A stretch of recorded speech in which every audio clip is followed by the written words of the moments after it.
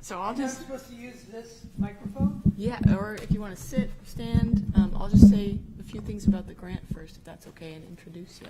Go. If you'd like that. So back in 2022, we applied for a Moose Plate grant from the New Hampshire State Conservation Committee, and that was for the update to our wetland maps that previously were done in 2003.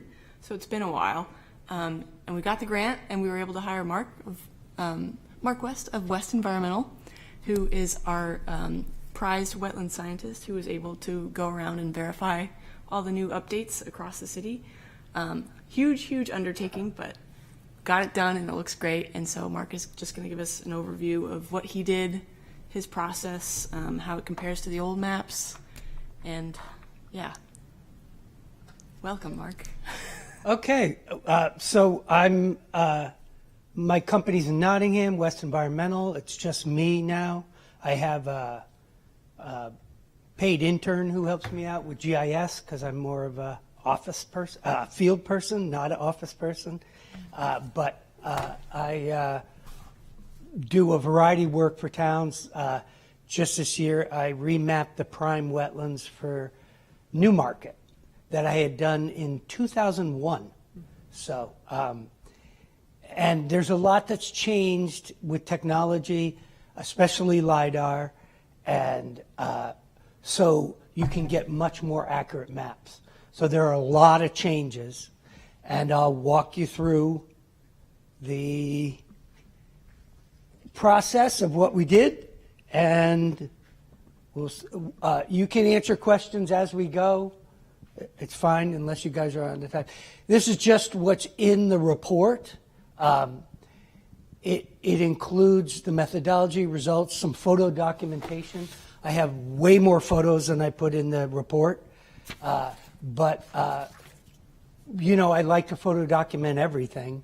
And then the revised maps. So there's over 450 wetlands. It took us a while to figure out how many there are because some aren't labeled on the old maps. Sometimes they're labeled numerous times. So what we did is just try to leave one label on the map, so it wasn't as confusing. LiDAR, light detention, I think that's supposed to be detection, sorry, and ranging. This technology uses light to measure and create 3D models, and you'll see a bunch of it in here. We mapped, field checked, and prepared the shape files of all the wetlands. They've already been given to the city, and the city's already put them in the MapGeo. So it happens fast with technology.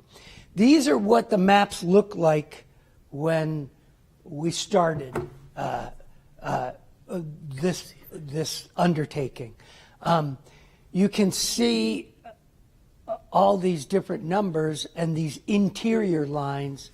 And what happens is it got confusing.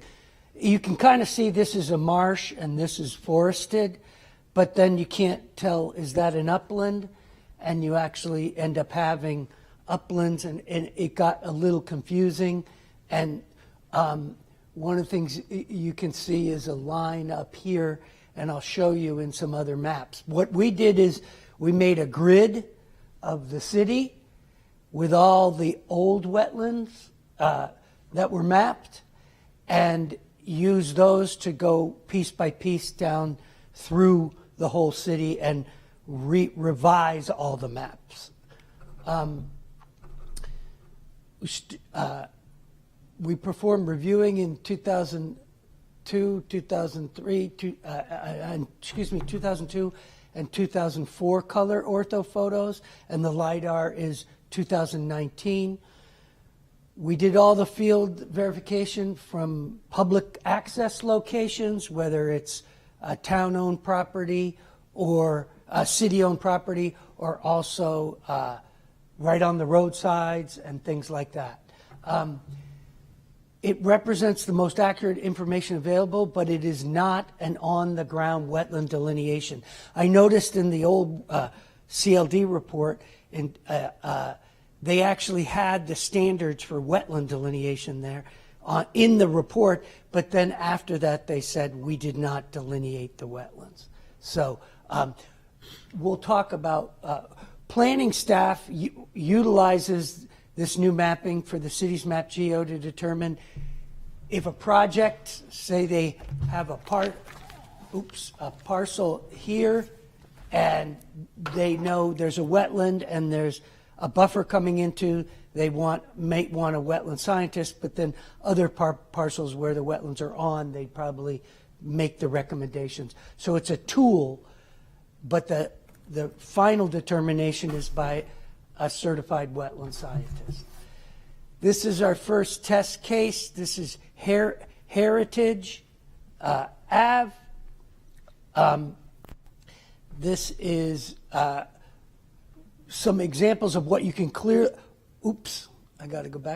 clearly see areas where you can clearly see it's not wetland, and areas where there's pavement.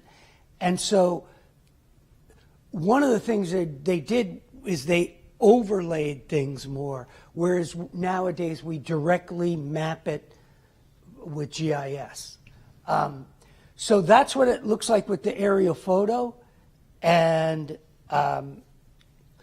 this is what it looks like with the LiDAR. So you can see not only the building here, but you can also see a detention swale and a actual outlet. And the previous map lumped in all the man-made wetlands and drainage structures with all the other wetlands. And I think that's where they ran into trouble, because they have a wetland here and a wetland here, but then they, came further in than they were supposed to. So these are this is all upland along there.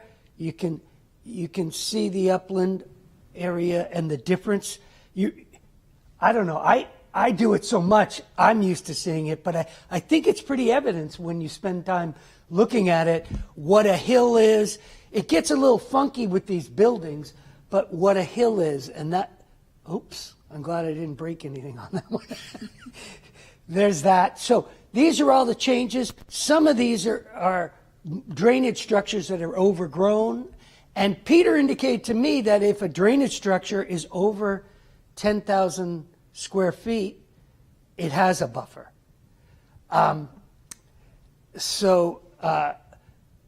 Especially if it's not maintained. Right. If it's grown in with vegetation and things like that. So this is Sagamore Creek Salt Marsh, west of Route 1, and this shows another wetland system, the Salt Marsh system, a tributary stream that comes down, a forested wetland next to it. I guess I could be using this thing. A forested wetland next to it. And so this is the next example. So what I do when I'm doing this work is I look at the aerial photo, then I look at the LiDAR, and I go back and forth to see what's on the aerial photo that I can see, what's on the LiDAR. So here, you can see this is an actual ridge here, and for some reason they mapped a little piece of wetland there. But I found that the tidal wetlands did not change very much. They were much more accurately mapped. When you think about it, a lot of Portsmouth is just a bank, right? Unvegetated, non-salt marsh.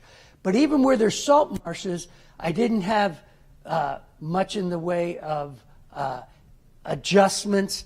There's like a little one there.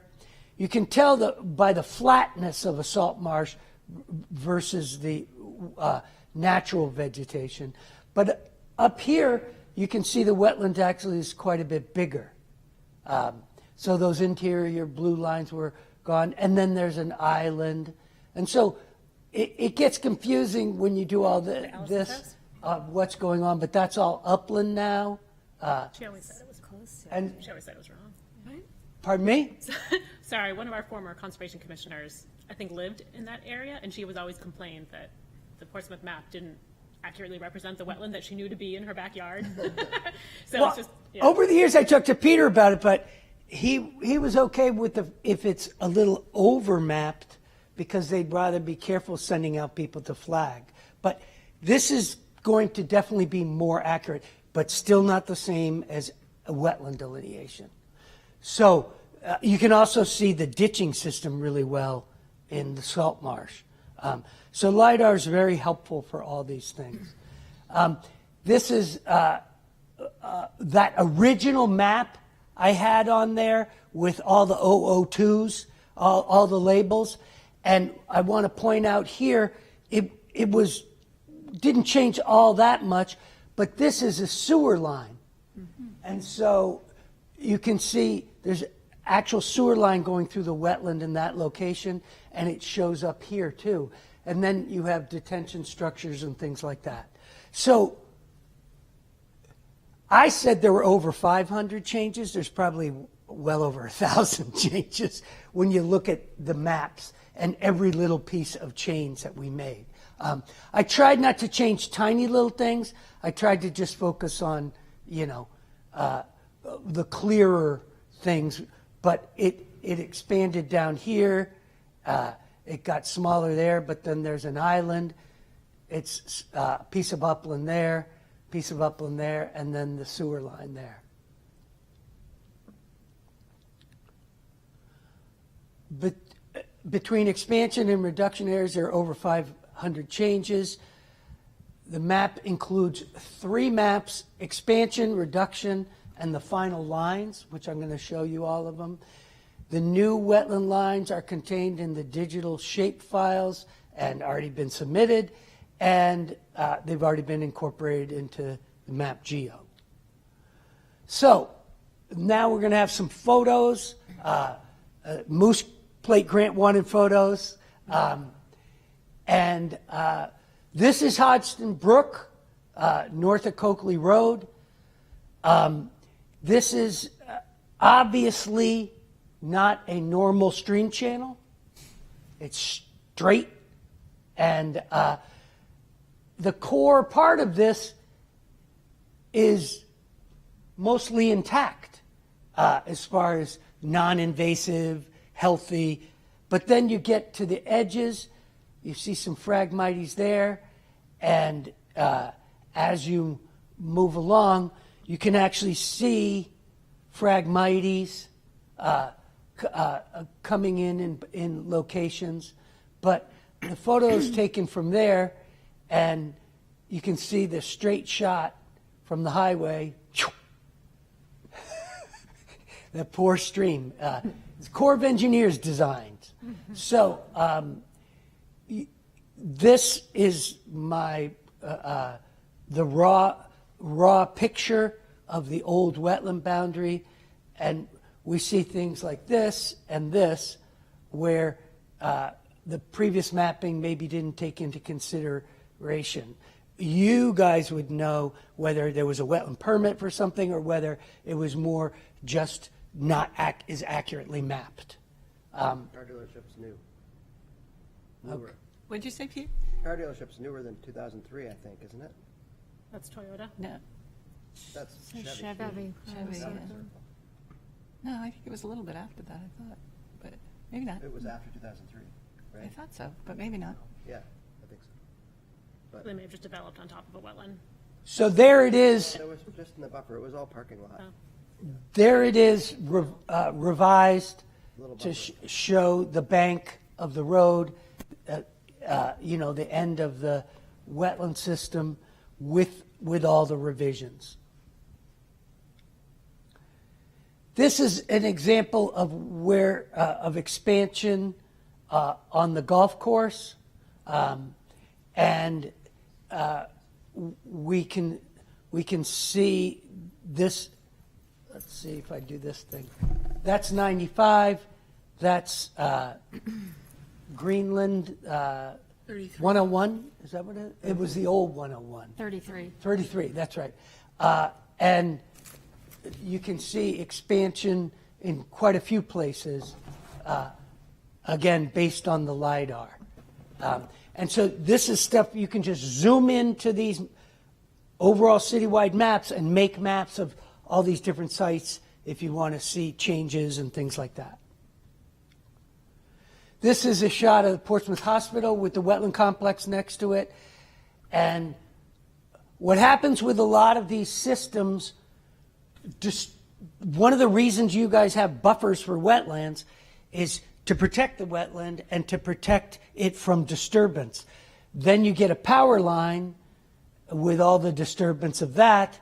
Then you include a highway behind this with runoff that changes water quality. And that's when you start getting Phragmites and other invasive species. And that's typical of some of the systems that are more disturbed versus systems where the forest is still intact. This is an example of why maybe doing some of this mapping, this is Banfield Road, doing some of this mapping. I found in a lot of places they had showed the wetland boundary right up to the edge of the highway, and we know usually there's a slope and things like that. So remapping and getting those more accurate means you know whether you are closer to the wetland or whether if you upgrade a road, you have to build walls and things like that. This is, you'd think you're in the in a real wild place, but it's right in the industrial park, right off Heritage Ave. It's not a map stream, but it's, a stream channel, intermittent stream channel. So there's no invasives growing in here, but if you go to the edge of Heritage Road, all along there's invasive shrubs. So this is why not just having the buffer to the wetland, but preventing impacts like cutting and things like that to wetlands is an important thing. Here we are at the end of Durgan Lane, looking across at Best Buy and that whole thing on Gosling Road. And this is what happens with, again, it's a power line. All these disturbances, they're going in there yearly, and so Phragmites becomes the dominant species.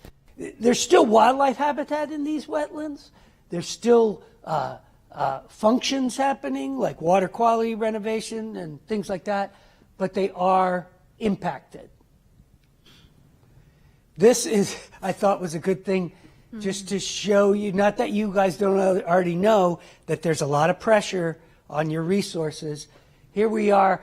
This property extends up all the way towards Great Bog, and it's the headwaters of Sagamore Creek. And this is an old man-made pond that's filling in with vegetation. To the right of that is an actual little berm with an outflow. But right after that, it then goes into culverts and more culverts and things like that. So this is actual Sagamore Creek, probably your most important wetland. This and Great Bog and the Barry's Brook complex are the biggest and most important ones. But again, on the edges where there's disturbance in the bottom of the photos, we get Phragmites, but behind that, where it's not disturbed, it's a very intact system. This I took because I did a preliminary assessment of the Cavaretta piece for an ARM grant, but I shouldn't get into ARM, how much it's changed. I did millions and millions of dollars worth of conservation projects with ARM when we just got to protect wetland systems. Now it's a much more complicated thing, and organizations like CELT are like, that's not the best way to raise funds anymore. So this is a tributary to Barry's Brook, and it's an example of a system that really isn't much disturbed very much, and really intact, and there's a little bit of Phragmites growing on the edge there. So there's not a lot of streams that don't go through a lot of culverts and disturbance in the city, and this is a case of one of them. There's Barry's Brook from Lang Road. Again, in the background, Phragmites. It also can be affected by beaver activity. If there's enough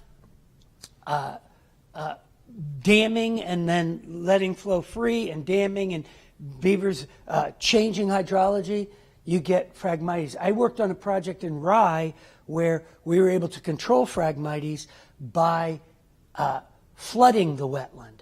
So the wetland now is deep and shallow marsh, and as you can see, there's no Phragmites growing in those deeper water areas, but where it's shallow enough, the Phragmites will come in. Hey, Mark,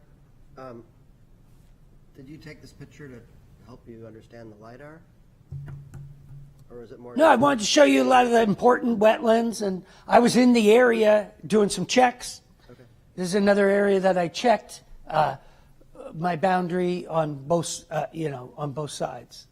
So you do use the photos to sort of check where the LiDAR, Yeah, what it's saying. I use the aerial photos, Yeah. and then I do field checking all over the place. So, there's plenty of wetlands that are also forested with pine that you might not think are wetlands, or you got to remember, being on the seacoast, you've got clay not too far from the surface, unless you're on the hills and things like that. So this is the overall wetland map showing the completed wetlands. This is one showing where it expanded in different places. Some places it expanded more than others. I showed you the golf course area. I showed you some of these expansion areas here. Right there, those guys. And you'll notice there's less of this than of this. There were big areas of upland that were mapped as wetland. So that means there was a net loss of the total amount, but whether it's loss or gain, it's the accuracy that's the most important thing. So this is your wetland buffer publication that goes in the report, so Moose Plate knows you're doing work on this. I also included as another appendix this bountiful benefits of wetland. It's a quick 4-page document that starts out similar to yours, but goes into describing what buffers do. And so these are the highlights of what buffers do to protect resources. And some people call some of this stuff green infrastructure. When you think about it, the wetlands are the wildest places in the city, and they're also the corridors where a lot of the wildlife moves. Streams are always corridors for wildlife. If you hike along any major river, you get travel along the banks of the river, and then if you go up the bank, the first break of the bank, where there's a bank, even if it's 40 feet higher, the wildlife walks along that too, because that's where the travel corridors are. So the wetland system is really keeping wildlife surviving in a lot of the city that otherwise it wouldn't. Now it's time for questions. This is vernal pool season. So they were laying eggs 3 weeks ago when I was looking. And on March 14th, I found 2 spotted turtles coming out of hibernation in a vernal pool that was, or a pool that was like maybe 5 feet across. All right. That it was in a power line, so it was getting a lot of sun, and there was a pair out coming out already. And I saw spotted turtle today, heading here on the road next to my property, in the same place I saw it last year, but it was going in a different direction. So they move between. Spotted turtles will come out of marshes and move to a vernal pool to feed, or maybe move to another marsh or a pond or something like that. And you can't believe these little guys are trucking around, and these guys come out of hibernation in the soil and head to the. You're not supposed to get your oil from your skin on them, so if you just get dirt in your hand, you can take a picture of them.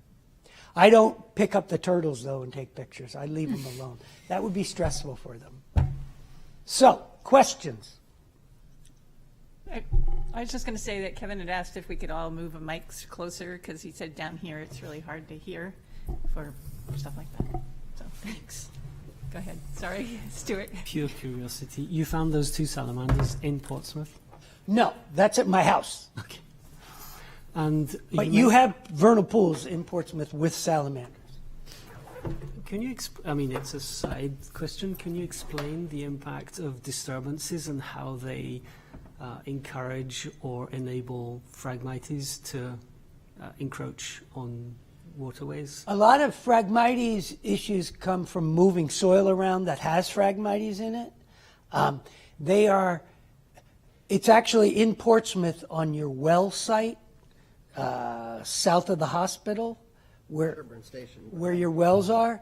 Once I was doing work, and they had recently bulldozed along the edge of the wetland, because it's really disturbed down there. You know, it's an old disturbed area. And I went back there. So I was there in June, and I went back there in September, and where they had bulldozed, single Phragmites root systems had gone 35 feet with just growing in 4 months. So disturbance of soil or moving soil often is the impact of Phragmites.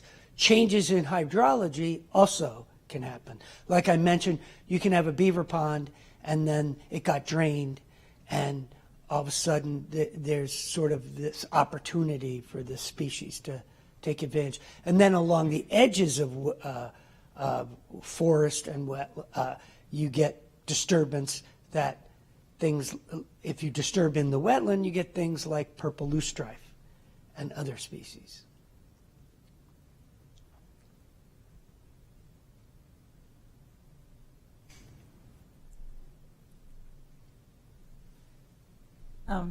You may have already answered this, but so when you were doing the two questions, one is the uplands. You kind of mentioned that there could be some sort of permitting or new development and fill.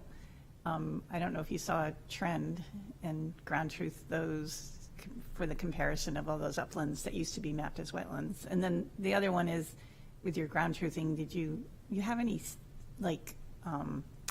statistics on how well the LiDAR was working for you as far as that, or do you keep track of it? Well, the way you keep track of it is you go back to an area that you map with LiDAR and you delineate the wetland. And they did that. There was a project in Newmarket next to the prime wetland where I had remapped the prime wetland, and before that, or after that, they came out and delineated it because they're working on their road, and they're trying to deal with a turtle crossing area. They have a turtle fest in Newmarket this year. I'm a corporate sponsor. So they were evaluating the road, and one of the conservation commissioners said, I went out there with your LiDAR map, and it matched the wetland delineation. Now, it's not supposed to be exact, but he's like, I couldn't believe that it was literally where they flagged was literally where you had showed on the map.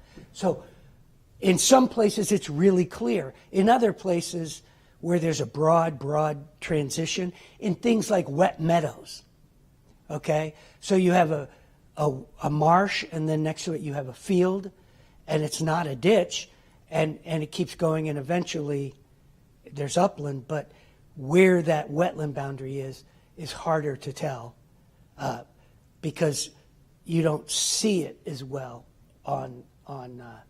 but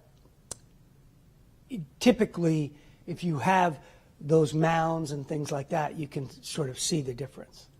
Is Go that ahead. like in the woodlands? Was that like pit and mound? Because it looks like in the woodlands there's a lot of that pit and mound. Where there's Yeah, it's pine like trees. stippled. So let's reverse to some LiDAR. I love LiDAR.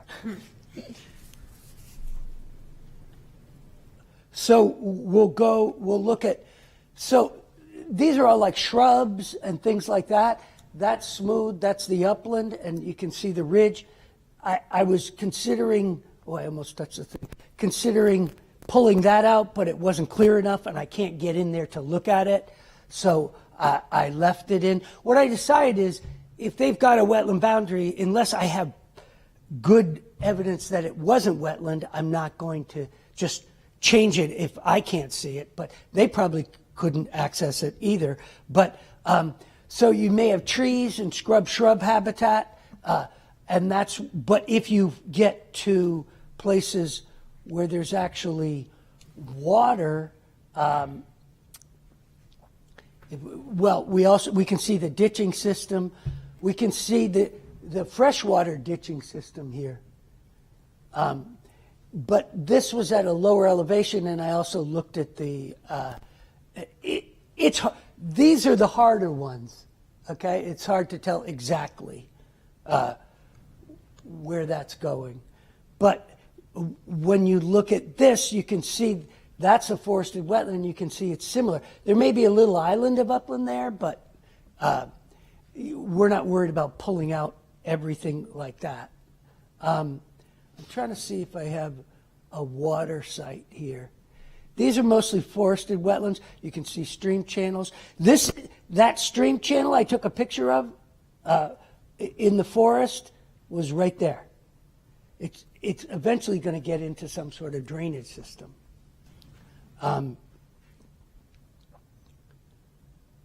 But you can see it a little bit on this. But this is all forested. I know we have some open water here. It's flat. This is Totally flat. Thomas and Banfield, yeah. I did a project for Pelham where a gentleman went in, he got a permit to cross a wetland to upland for a house, and then he went and bulldozed 3 acres. 4 vernal pools were in there. He did not bulldoze and fill an area of vernal pool about this big, and it was filled with egg masses, salamanders. Every puddle in the area he bulldozed was filled with wood frogs, and you could use that smooth area on the LiDAR to prove that it was water, because there was a beaver pond next to it. So you could see the beaver pond and the flat, and you could see in all the pools perfectly flat water. Because remember, all of these aerial photos and LiDAR are a moment in time. But the moment in time is springtime. And the moment in time is right now. This, between April 1st and like May 1st, is the ideal time when the water is high. Sometimes in March, there's still snow on the ground. And if you wait and get into May, the leaf out comes and you can't see the ground. But the LiDAR can. But they take that in springtime too, because we want to see where the water is. So I remember one of your years, when I was involved with that Toyota case, one of your years, it was taken when the forsythia was blooming, because you could see all the yellow patches. So it's amazing what you can see with all this stuff. I spend a little more time looking at it than most people.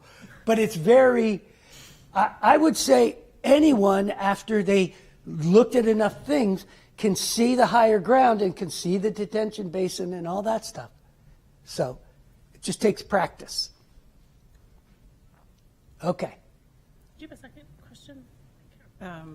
No, I mean, I was just asking about the filling being the uplands, but I don't know if you know that. Yeah, Peter can talk more about this, because you said when you first were doing projects, and they got permits, you would try to load it into the MapGeo system, but it gets complicated. Every old impact and.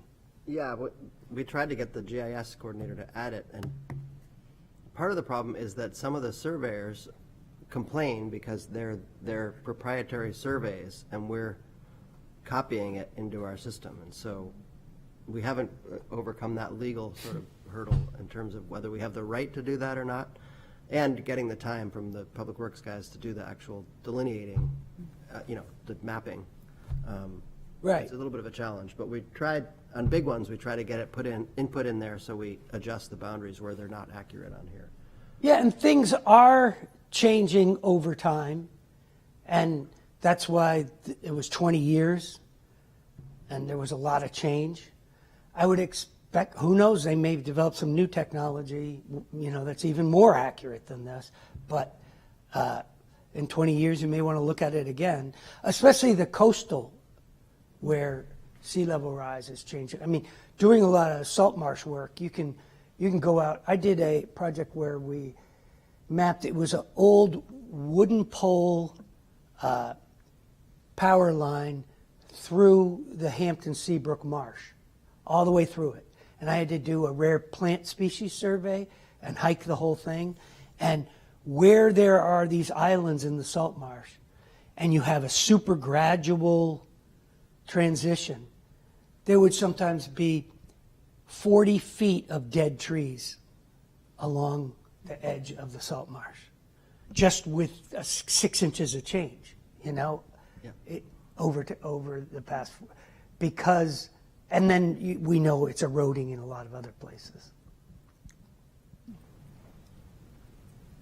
Continuing that theme of change, do you have any stats of percentage of land area that changed, and even just percentage of That's wetlands in up to Portsmouth? Kate to prepare all that with all the Yeah. information that Okay. resulted from the report.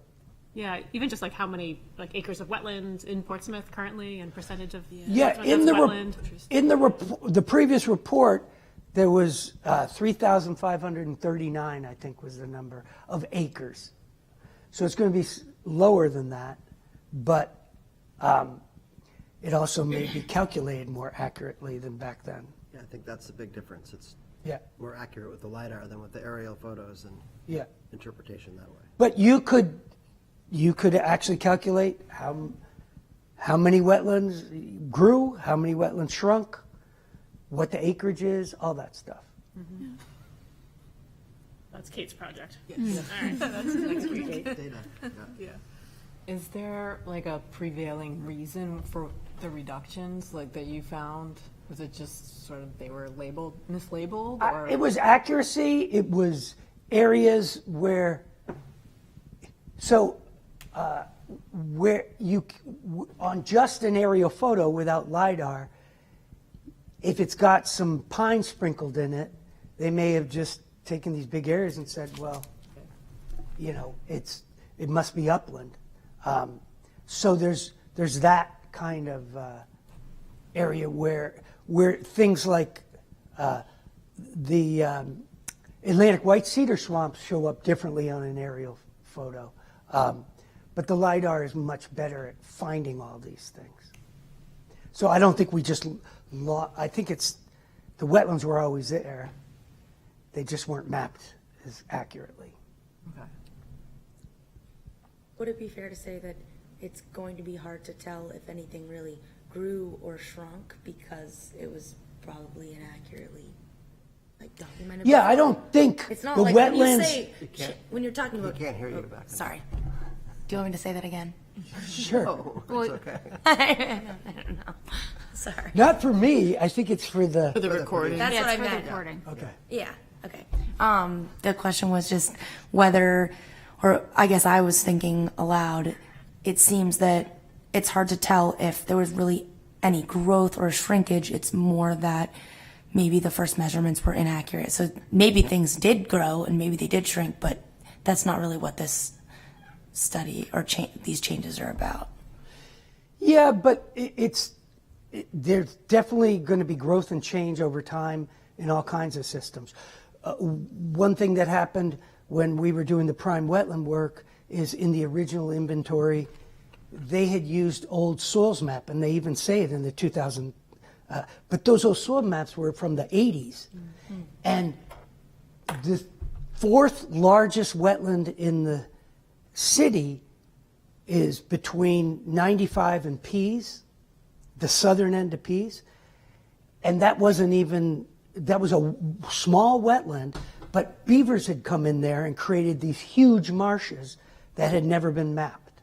So that's the kind of change that may happen. But you shouldn't look at, we're losing wetlands, we're getting accurate. Mm-hmm. Now we know where they are, and we should keep on it in the future. Piggybacking on that, earlier on you said this is a map, but the final say really comes with on-the-ground work and delineation. When would we send in someone to do that delineation? What would trigger that? And if, for example, somebody comes in, they're not, or they weren't in a wetland, or they are, when do we feel that we need to have that checked on the ground, or is it every time? Yeah, well, it's usually staff takes a pretty good look at it first, and we'll do field verifications if we're not sure. But if it's a big project with a large number of impacts, then we almost always require a delineation. If it's going to be something that's smaller that we can tell that it's a wetland, or we go out and field verify it and we're like, well, that's not really a wetland, this is pretty upland, then we usually don't require it if it's a small project. But it really depends project by project and what the impacts are going to be. But we definitely are allowed to require delineations for every project. So this is just kind of for us and for planning and for getting a sense of where the wetlands are across Portsmouth. And I think just to add to that, I think sometimes when a homeowner has a wetland on their property and it's obviously a wetland, to make them go spend money on a delineation when they're just going to show the boundary might change a little bit, probably isn't, worth it to them or to us, to get that, because they're going to assume that it's all in the buffer anyway. And so that's how we treat it. So it's a little bit of trying to give the homeowner a break on the cost of a delineation on a small project, like in the woodlands where someone has a project where they want to cut some trees or do something in the backyard. In most cases, it's all in the buffer, or in a lot of cases. And so when you go out and look at it, it's like, well, the delineation might show that your line is a little bit further back, but ultimately, you're going to be in. So, but you've seen ones where we had to do delineations in the woodlands because there was violations and we needed to narrow it down and get more focus. And I'm more and more with everybody going nuts with real estate and go, and we're going to build and we're going to do this. A lot of times I tell the owner, before we spend money on survey and everything, I'll go out with the LiDAR, walk around, we'll make a map, and maybe you can't build 3 houses on this lot. Maybe you can only build 1. Or I had one where it was going to be a 4-lot subdivision, and it was in areas that needed septic, and there was no soil to even build a septic system on the whole thing. And they had already started the survey boundary of the whole boundary. So there's a lot of people wasting money. And so I try to stop and let's see what you got first before you start going crazy. Mm-hmm. I mean, if you have a couple acres and have to survey the property boundary and then do the wetland flags and then do the design, I mean, that's thousands and thousands of dollars. You want to make sure you aren't wasting money, but there's a lot of people who are. So I do that all the time. Mm-hmm. It's what I call a preliminary wetland map. So they can make a plan that's actually going to work. And that also prevents them from starting to build, with violations and things like that. Mm-hmm. What is the origin of this LiDAR, and is it just publicly available? Like, New Hampshire Granite, it's Okay. called Granite View. And you go on there and you can get, they have all these different layers. And they include LiDAR. They have like 4 different kinds of LiDAR. Hillshade, this, angles. They have all the property boundaries that are in the system, the parcel boundaries. So you can Is it see the whole state or just the coast? any towns that have digital parcel boundaries that have submitted them. So it's weird. I looked in Newington, and there are points, but not the actual boundaries. Same with Northampton. But other towns have the thing. So, and then, but they also have wetland maps from National Wetland Inventory. They have just aquifer maps. So there's all these different layers. It's this kind of layers that you put into a natural resource inventory. yeah, Wildlife, ranked habitat, all it was that good stuff. enough to do this. That's cool. Yeah. Even somebody like me can. One, yeah. On our map geo, do we specifically call out vernal pools? Like, is that a layer? I feel like I haven't seen it on there. It's not a layer. Not a layer. No, it's not publicly available. It's just in the report that we have. It's online. Because we have larger buffers for those. I mean, that's 250 feet, isn't it? 100 feet. 100 for the- But there's no minimum threshold. Okay. Thought we had big ones for that, never mind. So those then are just shown as wetlands on here? Like, are they all being called Some cases, I out? think they show up on MapGeo. In most cases, I think If they're they're too over the small. 10,000. They're just too small, yeah. Okay. I'm trying to think if they had vernal pool on any of these.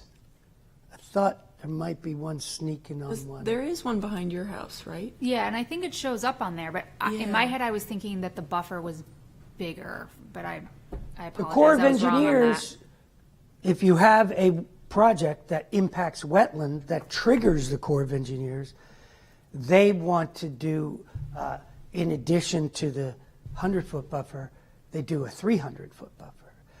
The 250 is for shoreland Okay, and tidal. yeah. No, I know that. I don't know why I was thinking vernal pools were bigger, but okay. And the vernal pool survey I did for the city, really all I could do was do acoustic. So there's a small window Yeah. of when they're laying eggs that you can map because you don't have access to most of them. I mean, I found a bunch on, what's that Forest Society land? Creek Farm. Yeah, Yeah, in that area, that's where the highest concentration was in the city. and the Jones Ave land. Yeah, Those, it's kind of the same geology too, I think, Yeah. as part of it. Yeah. Kind of rocky outcrops and right. little pools. But this is the year to tell, this is the time of year to, and what they want with the Corps and the state is, the biggest issue is to go out there when the egg masses are there, because that helps you understand the productivity. There's a difference between a vernal pool that has 2 or 3 egg masses and one that has 30. Yeah. It's much more productive. But you'd be surprised. I've been on ones with clusters of vernal pools, and one of the smallest ones had the most egg masses in it. Yeah. And I also have been in forested pit and mound wetlands where every pit in the forested wetland has like egg masses, and it'd be like 95 salamander egg masses in a forested wetland that's not just a little isolated pool, it's an acre. But some of those small ones aren't going to show up on our No. map, right? No. Even if they're It's the most it's hard. productive. This LiDAR is easier than it was before, Yeah. but it's still, you still need to kind of go out there and look. Yeah. Thank you. Speaking of that, how many places did you visit? Like roughly, or?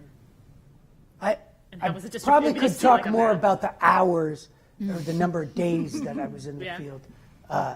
So basically, I spent 2 days on peas, okay?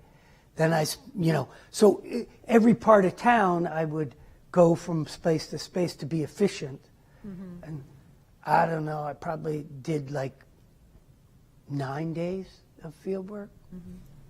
Pretty equally distributed across the. Yeah. Yeah. Unless it's a part of town that doesn't have, some of the industrial parts. Not many wetlands. So if it took us 22 years to get this update, what would you recommend for the vernal pools inventory? Because that was done in 2011, or was that the prime wetland? I think it was older than that. It was earlier than that. Was it 2007? That was a prep, 7 maybe. Yeah, 2007? might have been. Yeah. I think, NHEP. yeah, the disadvantage of the vernal pool survey is it's just so limited in the information you have because of access. So the vernal pools, it also every year you don't know if it's going to be a successful pool. So you literally, and even, I mean, remember, it's wildlife. They're just out there surviving and rolling the dice. So I was out in the field doing a vernal pool survey in Sandown, and these wood frogs were in this beaver pond in a marsh. And I'm like, what are you guys doing? Because the reason it's not going to work is it's not going to dry up. Right. And what happens is if you get bullfrogs breeding where the wood frogs are, the bullfrog tadpoles last 2 years. That second year bullfrog tadpole, I've seen them in 24 hours eat a small vernal pool, eat every egg mass in the pool. Gone. So you don't know sometimes whether it's going to be a good year, a bad year. We get a really hot weather where the water goes down fast enough. The egg masses are on the ground outside the pool, and you chuck them back in, get them back in there. So you just don't know. But I mean,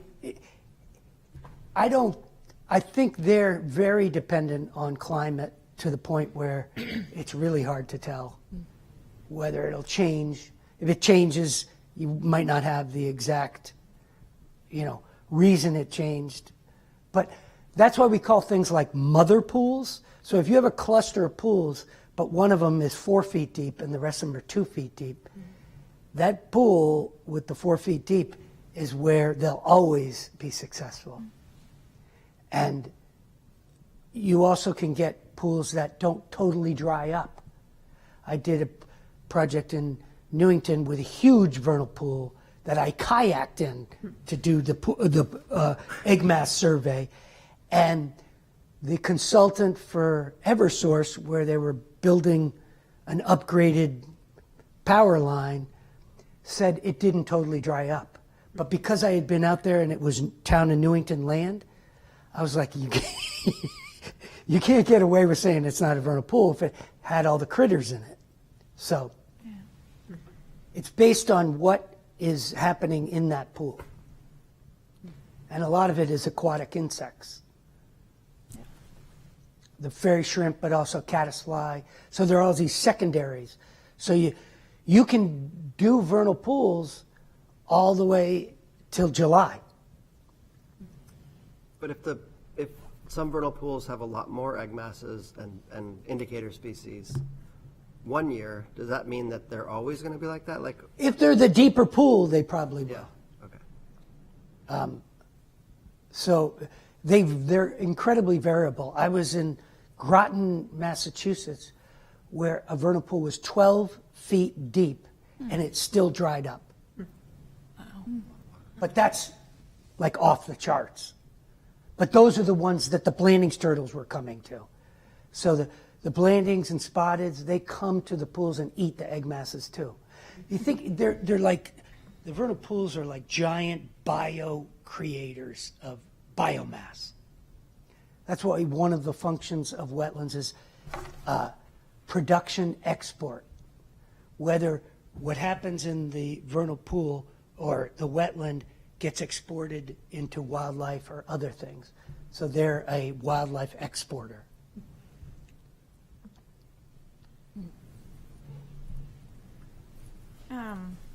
Piggybacking off of Kate's question a little bit, considering it was 22 years since the last time we had this done, is that a normal sequencing, or what's the future of having our wetlands mapped look like?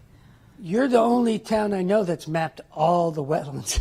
The only place that's mapped all the wetlands. Some of them do. I did a whole bunch of prime wetland maps, but then the state voided the prime wetland boundaries because of political pressure and lobbying and things like that.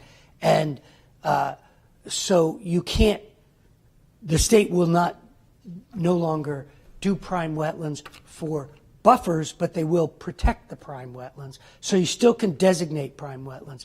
But most towns that I did my studies, I did an inventory of the most, the largest, most subset of all the wetlands. Got it. So I would say you'd want to look in 20 more years. Put it in your calendar. You'll be here. We'll see. I'm going to keep doing field work, that's for sure. I got another question that might be a little more broad, but just for us to think about. So we've gotten pretty good about going on site visits every month before we review applications. So we'll go to like a property and talk to the property owner, talk about what they're proposing, and just ask questions. And we're pretty good about asking good questions and surveying and seeing what's there. But what do you think are the most important things to look for when we're on the ground evaluating like the buffer conditions and the wetland that's on the property? I think the way you would do that is so the questions you get to the applicant are, did they do a functional assessment? Do you understand the functions of that wetland, even if they didn't do a functional assessment? So does it have very poorly drained soils? Is it associated with a stream? Is there scrub marsh habitat? There's something called a PRA, which is the priority resource area, which they're getting rid of in a new version. But it was a whole subset of wetlands that the DES said, if you touch those, you have to mitigate. If you impact 10 feet of it, you have to mitigate. It includes 100-year floodplain. It's all on, there's another website, which is the WPPT. So right on the wetland application, on the front page, you can click on, it's the wetland planning tool. And it pulls up and it shows you whether there's a priority resource area. The types of things it is peatlands. Mm-hmm. So you have peatlands, especially where you have the Atlantic white cedar, but you have other peatlands. 100-year floodplain wetlands are priority resource areas. Prime wetlands are priority resource areas. And ultimately, if the Fish and Game determines that a wetland is habitat for a rare species, then it's a priority wetland. So there's a whole set of priority wetlands. So that's the kind of thing you're thinking about. Also, did they do a vernal pool survey? If they are impacting wetlands, directly impacting wetlands, they were required by DES rules to do a vernal pool survey. And if you think there's sometimes some sketchy wetland flagging going on, vernal pools are even worse. When I did that vernal pool survey in Sandown, he had identified some vernal pools, and right next to one he identified was what looked like the best vernal pool of all. And he said, well, it was deeper, but I didn't see anything. Well, if you don't go in there, you're not going to find all the egg masses. So you really want to, and not every wetland scientist has as much experience with vernal pools or even functional assessments, so you can ask them for stuff. But there's a flyer or a document they have on wetland functional assessment that the DES came out with, which again is on their website. It's a fact sheet, they call them, and there's one on functional assessment, so you guys can ask questions about that kind of stuff. And did they really do a thorough job of documenting everything on the property? And more, you have to do the data search first, and data search is working out what the data search means and what the Fish and Game want and what the Natural Heritage Bureau want. It's gotten way more complicated, and it's also front-loaded. So if you get a data hit, you have to resolve everything with the Fish and Game before you apply for your wetland permit.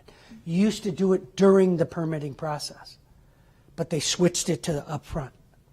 So the Fish and Game have a lot more power than they used to, which is great because they got to protect the species. But the Heritage Bureau review now takes 2 to 3 weeks.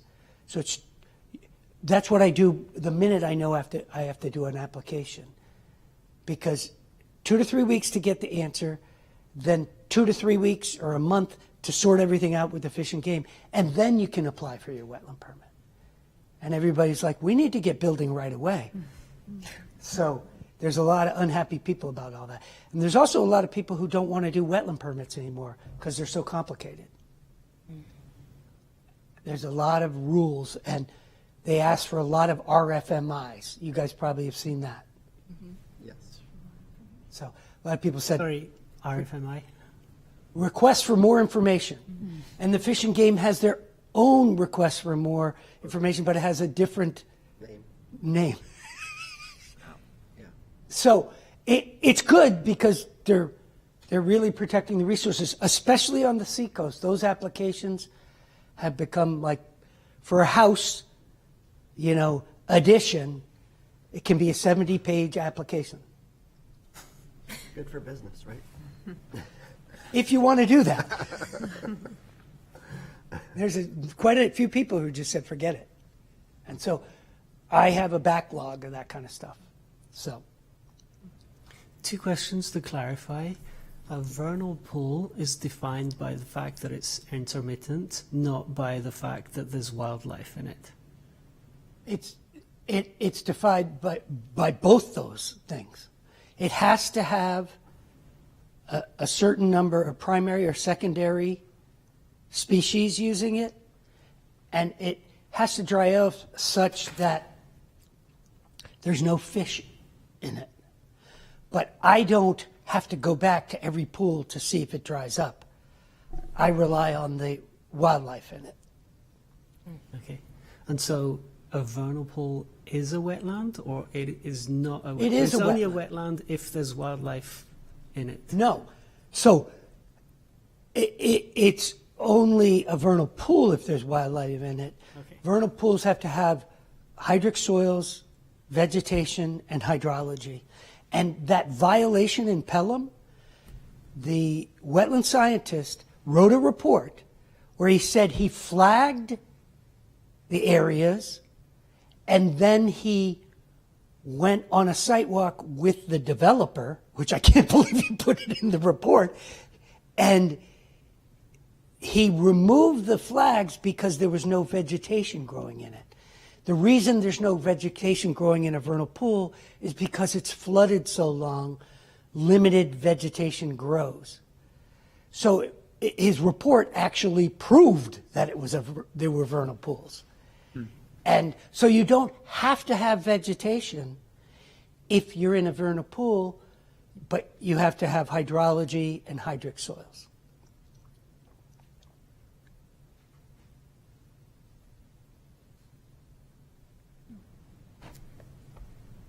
I guess I can go to the end, and then I have asked Kate, I have a real thing about this.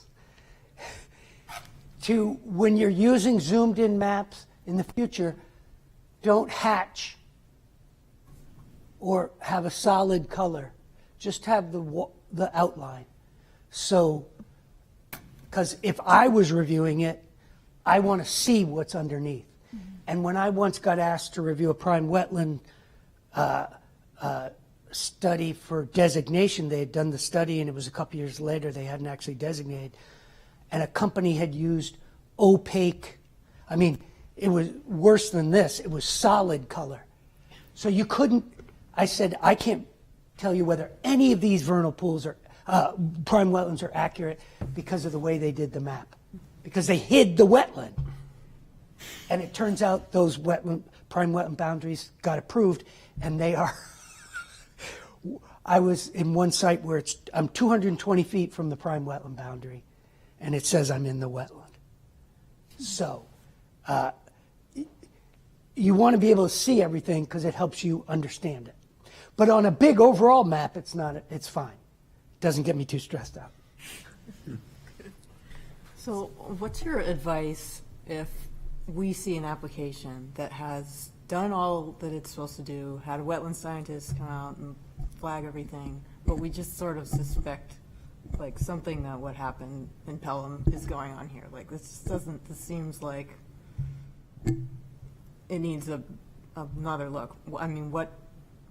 Well, you can What do we ask do? for more information, and now one of the items in RFMIs sometimes is, have you consulted the Conservation Commission and have you addressed their concerns?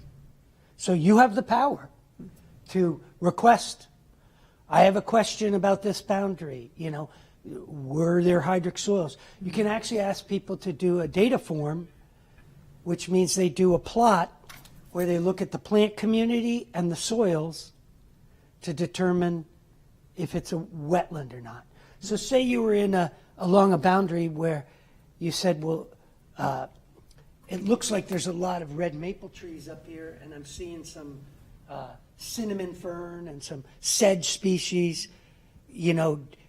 This looks like it might be a wetland. You could ask them to do a data plot. And our ordinance allows us to get an independent wetland scientist that the applicant pays for. So a second opinion, basically, which is not uncommon. Yeah. Yeah, we've done it several times Yeah, for that exact Yeah. reason. for that reason. 'Cause It's happened more and more on the seacoast. Some of them are like these developments where, they have all these things they promise to protect, and the 25 no disturb buffer and everything. And I got hired to look at it, and not only did they clear cut the 25 no disturb, they stumped it. They really disturbed it. And so now they have to replant it. And they have to pay for everything for me to go out there and tell them, here is what you need to do. Because they had prepared a plan, and they had upland species that they were planting in the wetlands, and they had, species that wouldn't grow well, and they had, where they needed 25 shrubs, they planted 4. They proposed to plant 4. And I wrote a report saying you have to do all this over, and then you can get approved. So, yeah, everybody is in a rush building, and they're go, go, go. And this is why sometimes you ask for orange construction fence along the edge of disturbance. Then they can't get in it. That's a great idea. Really good idea. And if they're offended by orange, will do that. it comes in green too. Yeah. But you'd be surprised, and the surveyors are supposed to stake out the edge of erosion control, and it's too close to the wetland and all kinds of things, or in the wetland. So, Related questions, but more to Kate and Peter. Here we can see some wetlands that have been added. What happens in that case when it's been 20 years and things have been built potentially in that wetland? because there's what regulatory? What would happen if somebody's built in a wetland that wasn't delineated as a wetland 20 years ago? Nothing? I don't know. I don't think that happens very often, and I suppose if we found someone that built in a wetland, we could go after them with a violation. But if it Whatever they hadn't did been it. delineated as, Doesn't matter if it was delineated or not, you're But not di- allowed to impact it. I was We- careful it's not being to missed use it. delineation in my report. Yeah, okay, It's not delineated, it's mapped. but if it was clearly mapped a wetland here, it's probably wetland, and if they built in it, then it probably would be a violation, and we probably could do enforcement on it. Yeah, the DES goes back technically to 1969 for tidal wetlands and 1972 or 71 or 72 for freshwater wetlands. They have trouble enforcing things that are happening today, so they usually don't go back past 1980 or whatever. But if you're in a wetland and you have a violation, they can make you restore the wetland. And you, in the town, have the enforcement power because of your regulations to enforce. And the reason I think it probably hasn't happened is because it's not just they could just go build a house and get away with it, because they need a building permit. The building permit comes through the planning department. The building inspectors know what a wetland looks like, so there'd be people on it. I mean, I can't count even, how many did we have that actually that were approved even, but impact in the wetland is very rare. It's typically the buffer that we've allowed, so it would be very unusual if someone had gone and built in the wetland. It's not to say that they haven't gotten away with it, but I'd be surprised. And things do change, like the beavers expanding wetlands. I was once flagging a wetland, probably 3 years into being a wetland scientist, and I'm standing there and the water is moving. So all I could do is tie where the water was now. But I had to explain to them. But also, like some of these coastal restoration projects, the one in Northampton, they opened up the tidal gate. They changed the tidal wetland boundary thousands of feet upstream. And all of a sudden, people were subject to the Shoreline Protection Act who weren't before. But it is what is there today. That's what's regulated. And it was historical too, right? Way back. Maybe, yeah. Hundreds of years Parts ago. of it. I think this is sort of piggybacking off of Stuart and maybe more a question for Peter and Kate, but are any of these changes significant enough that like homeowners or property owners will be notified that maybe they are now sitting within a buffer or the buffer line is significantly changed? How is that working? Yeah, so part of the grant funded a butter notification to everybody that either has parcel with wetland or wetland buffer on it. So the notification doesn't necessarily go out just to the people that now have buffers that didn't before. But that is a great idea for potentially a second notice. But this week, everyone that has a wetland or buffer on their property is getting a postcard in the mail with links to the website and the new map and our contact information for asking more about the changes. But we at least have that going through, and I think we have a separate grant next year that's going to pay for another notification that's really similar to that. So maybe we'll target places that changed. How many of those went out? 1,366, I think. Wow. houses, I mean, Yeah, properties, industries, businesses. Yeah. That's awesome, Kate. Yeah. That's really cool. Hopefully, it makes a difference, and people are like, "Oh my gosh, I had no idea," and then they ask questions. Yeah. Which is the point. Well, some people will. Yeah, hopefully, because I know a lot of people don't even realize they have it, and there's so many new homeowners too. Yeah. In Portsmouth, so hopefully we'll catch a lot of them. Can I ask you one other question while we're sort of slightly going broader and broader in our questions? And you can tell me if you, this is just like something I personally struggle with, and I'm curious if you would just share your opinion. So I feel like we hear a lot from folks who are developing that they're just going to clear out the invasives from the buffer. And of course we want to get rid of the invasives, don't we? You guys are environmentalists. And then you look at what they've done, and it's like a massive amount of clearing of the plant community that was there. How do you feel about invasives? Do you feel like we should be like So letting people do it? Should we be encouraging them? Should we be not? Because it's like Shoreland disturbance lets you remove invasive species without a permit, but they have to be invasive species, and not not broad brushing people too much, but when they come to do a job, the cutters want to cut Yeah, You know, it's way easier, right? as It's way much easier as to cut they the whole can. tree than just the Right? honeysuckle. It's like the logger who says, well, there's a beautiful pine tree there, how come we're not cutting that? But the forester wanted to save it. So there's a lot of that. And, you know, I'm dealing with a violation now where trees were falling over, right, on a property in the wetland. They hired a person to remove the trees. He removed the stumps too. And it's 7,000 square feet of wetland violation and 100 feet of stream, intermittent stream, that all got destroyed. He didn't remove the soil, so it's still wetland, but we have to restore it because, and part, I'm doing what they call self-notification with the DES, telling them, you know, not waiting for somebody to call in and do a violation, which you guys, they have forms we have to do and everything to do that. But they want to know who did it. But the DES is not big on fining and things like that until you get your third, you know, time. But they want to know who it is to keep track of contractors or builders who have a violators. reputation. So, yeah, they're not allowed to do that, and they aren't allowed to disturb the soil in the 100-foot buffer, you know.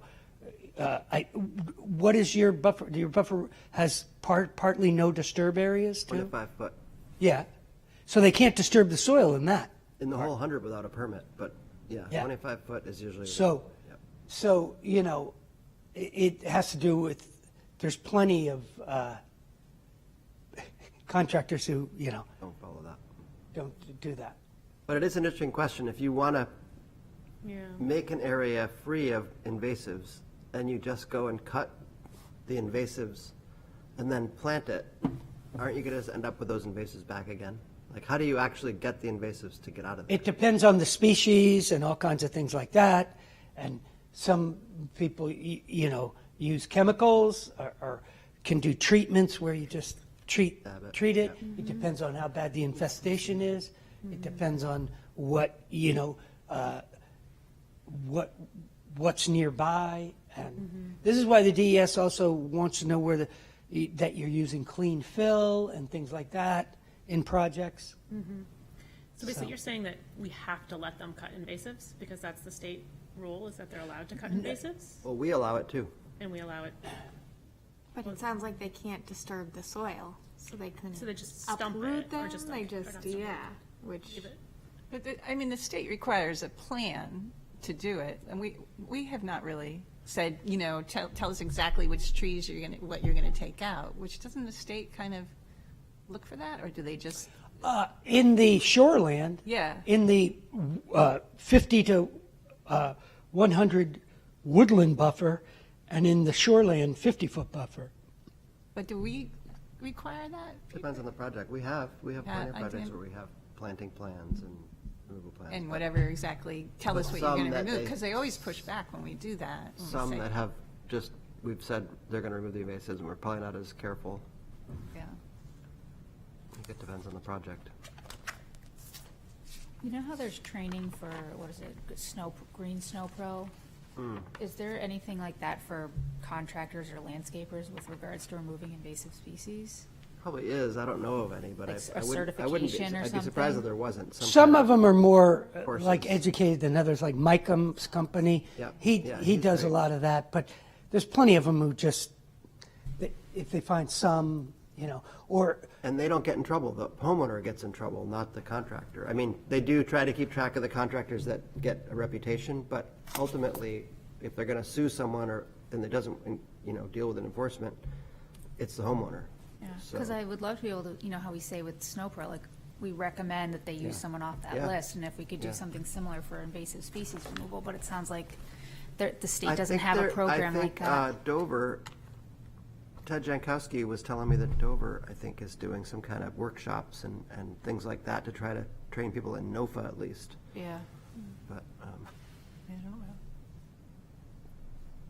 yeah, Hmm. I don't know. That's the next training, right? certification. Okay, we're good? Thank you. Thank you so much. Lots of questions. You know, we got you here.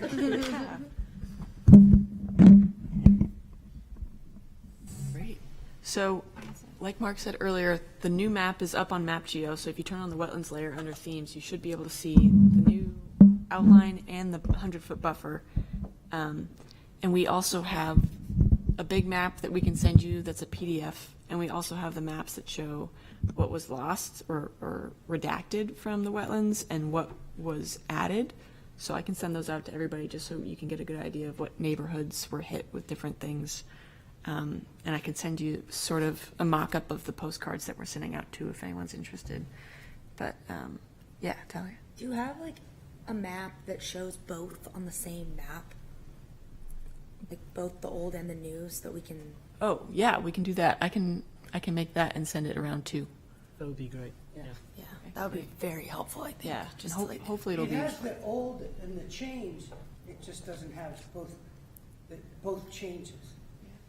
So the map, this, you want the old boundary, like the old Yeah. boundary inside here. yeah, exactly. I was curious might to be see them nice. mapped on top of each other. Yeah. Yeah, that's a good idea. I can try to put that together.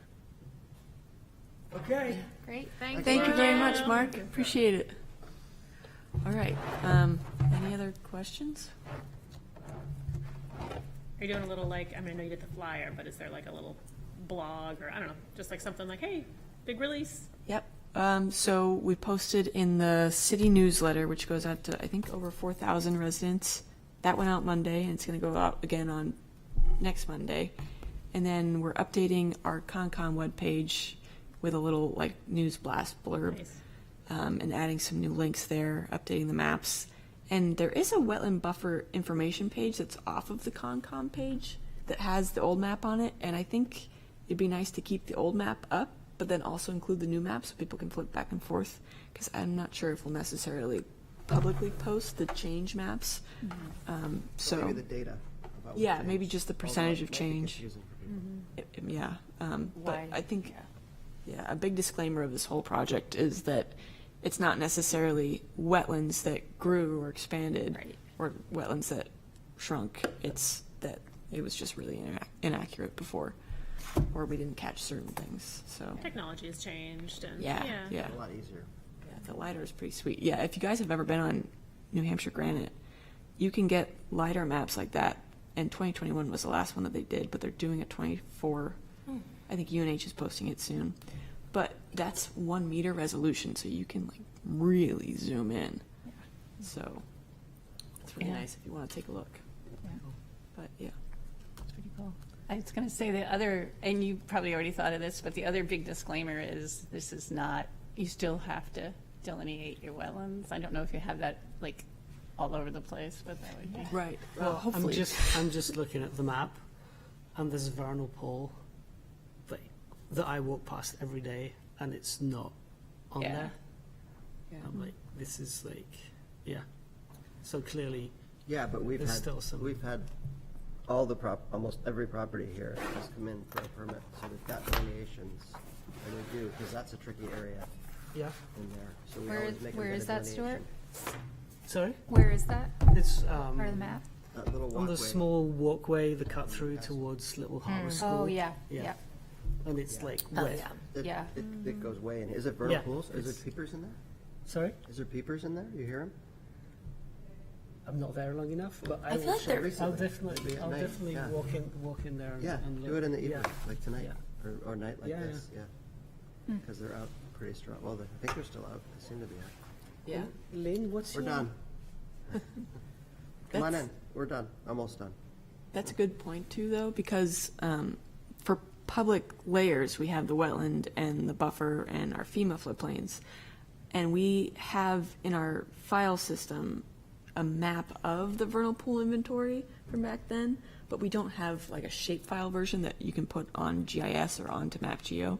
So maybe that's something that could be our next project, is either trying to digitize that old one or getting another one done. But some of them are already included in our wetland boundaries. Like the one back behind my property, I noticed was already like included within a larger did it come up, like, could you see that it was different though, or like? No, that it- you can't see that it's a vernal pool, but Okay. at least it's showing, so it's protected, because then it shows was the within 100-foot it, buffer around it. Yeah. Because it was part of a larger blob. Yeah, like the Creek Farm one shows up as wetland too, so So I that's wonder how protected. many from that inventory are not showing up. Yeah, Yeah, we could put them in there. I mean, there is a separate report that shows up, Yeah. but Yeah. we could put them on the map. yeah, we could try to digitize it ourselves and put it up. We have it, it's a GIS layer, Yeah, so we could just add it. We could just add it to this, really, because they all have 100-foot buffer. yeah.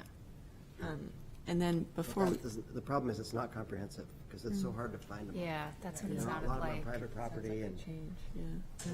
it might be misleading if we, Yeah. if we do it. But if we just did it as wetlands with a buffer and didn't say anything about it, then it would That at they least were different, capture yeah. the ones we knew about. Yeah. Good point. The last thing that I'll say that I meant to ask Mark about and totally slipped my mind is that our prime wetlands are unique because they have a 100-foot buffer on them, and they're some of the only prime wetlands that still have that buffer, because DES took away a lot of buffers on other ones that were mapped after the year that we got ours done, which was like 2008, I think, or right? I think it was 9 or 2009. But now that we've gotten this new map done, those old prime wetlands, the boundaries were based off of that old 2002 citywide map. So now that we have a new one, I think our next project going forward is to realign the boundaries of the prime wetlands with our new map.